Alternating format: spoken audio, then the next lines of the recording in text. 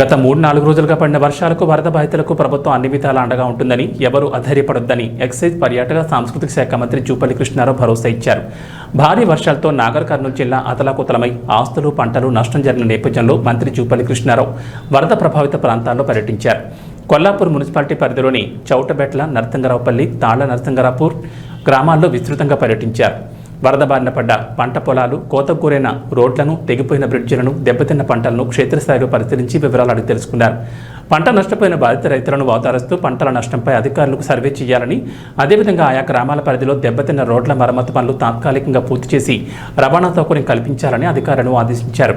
ఈ వర్షాల కారణంగా ఎవరైనా మృతి చెందినట్లయితే మృతుల కుటుంబాలకు 5 లక్షల పరిహారం, దెబ్బతిన్న పంటలకు ప్రతి ఎకరానికి 10,000 పరిహారం అందిస్తామని ఈ సందర్భంగా మంత్రి వెల్లడించారు. పంట నష్టంపై అధికారులు నివేదిక అందగానే పరిహారం అందజేస్తామని వారు తెలిపారు.